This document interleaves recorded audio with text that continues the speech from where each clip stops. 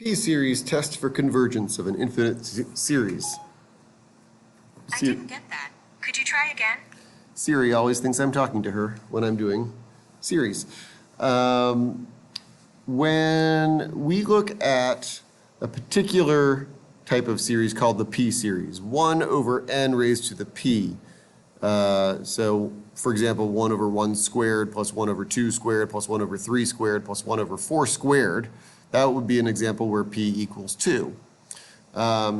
Any series that's in the form 1 over n to the P can be considered a candidate for the integral test. Okay? So we think about the integral from 1 to infinity of 1 over x raised to any power. We can do the inverse power rule, pretty straightforward, right? And we can just deal with this and determine that this thing is either going to be finite or infinite. Now I'm going to leave it to you to verify that P equals 1 is the cutoff between finite and infinite. But it's going to turn out that if P is greater than 1, then this integral will always converge to a finite value. And if P is greater than, less than, or equal to 1, then this integral is going to diverge. Okay? So this is a very special value, this 1, that is going to create a boundary between convergent and divergent. So if P equals 1, it barely diverges. And if P is greater than 1, no matter how much more than 1 it is, then it will converge to a particular value. So again, this is something that we can prove using the integral test. I'll go ahead and write that. Prove using the integral test. That's a nice exercise. But for the sake of time, I'm going to go ahead and say, well, that's the results. And that's our fifth of our 10 tests that we're learning. So the P-series test is the fifth one. And it's very easy to use, just like the geometric series, but only if our series is a P-series, right? So just like the geometric series test is easy to use if our series happens to be geometric. Very useful, very easy, but only when we have a particular form. So another thing to note here is that we're not actually finding the value of these convergent series. We are just saying that it converges. So for example, if I look at, let's back up actually. Remember back in 9.1, we looked at 1 over, whoops, where'd it go? We looked at 1 over, nope, 9.2.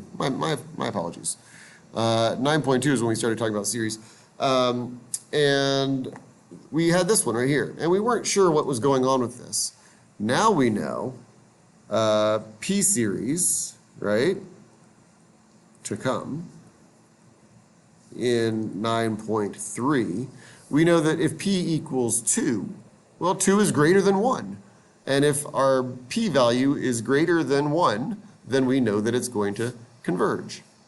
Okay, so we suspected that this one converged. Now we can verify that it does. We can do that using the integral test if we want to spend the time integrating it. Or we can just say, oh, it converges by the P-series test because P is greater than 1. All right, so sometimes the P-series is going to be very obvious. We just see n raised to a power in the denominator, 1 in the numerator, and we're done. Now, none of these examples look quite so obvious. So we're going to have to do a little bit of work, but it's not so bad.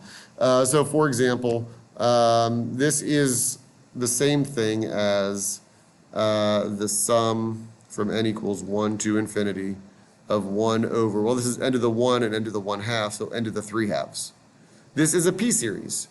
And since P is equal to 3/2, which is greater than 1, remember 1 is the magic number for P-series, we can conclude that the series converges.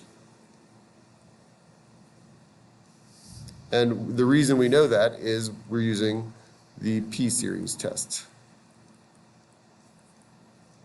It's that easy. Now remember, we're not actually finding the convergent value that this series goes to. We just are saying that it converges to some value.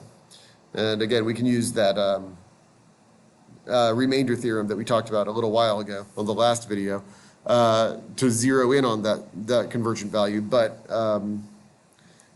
we'll never actually find it using that method. We'll just get approximations. This is n to the 1 on the top, n to the 1/2 on the bottom. So 1 minus 1/2 is 1/2.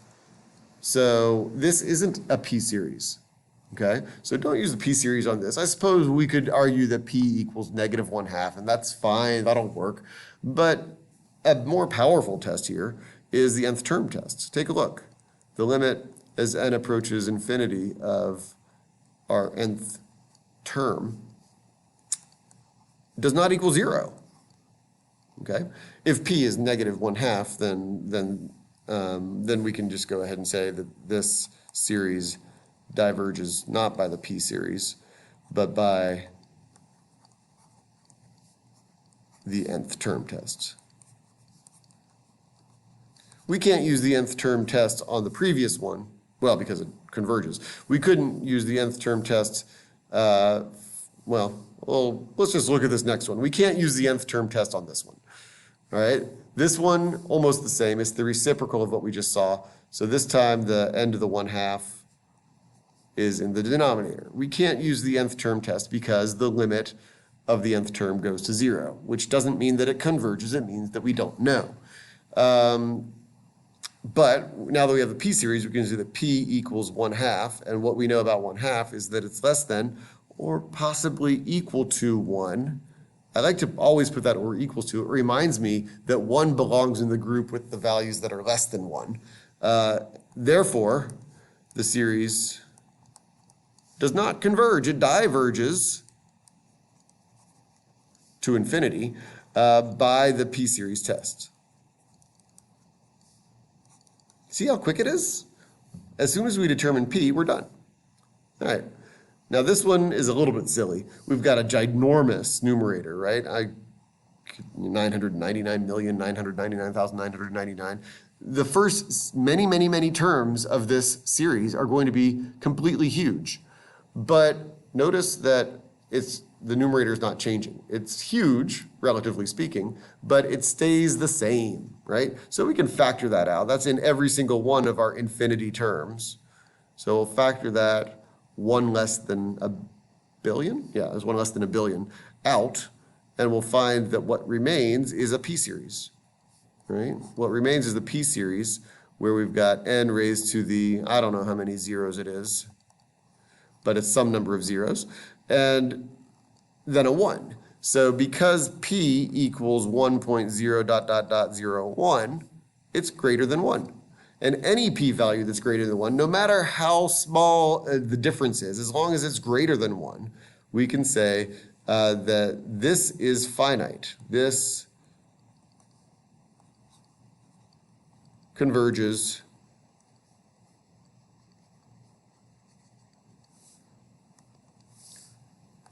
to a finite value by p-series test. And given that this does converge to a finite value, and then we will turn around and multiply it by this finite value of 1 less than a billion, since finite times finite is finite,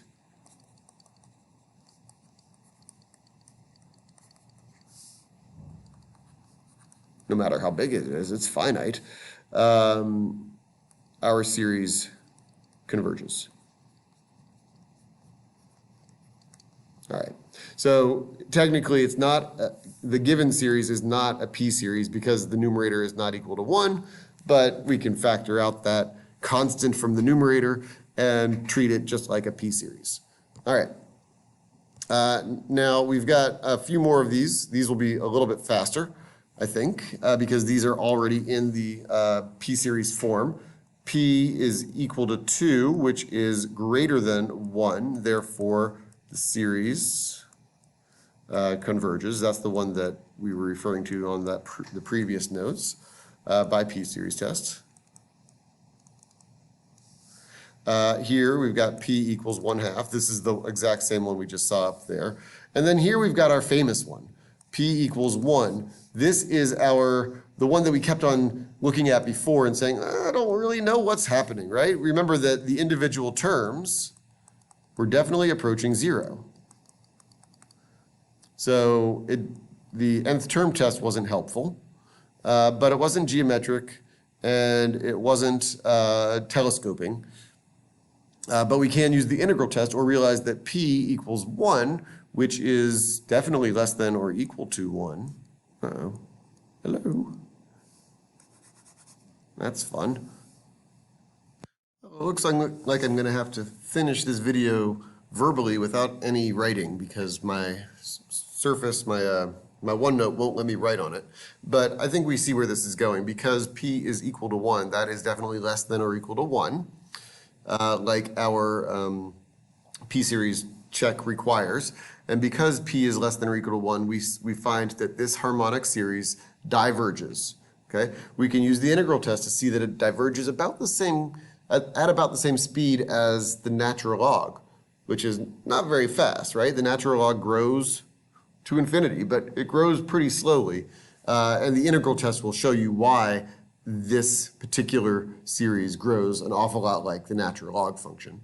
So yeah, I'm sorry I couldn't finish writing this out, but this series diverges by P-series test because P is less than or equal to 1.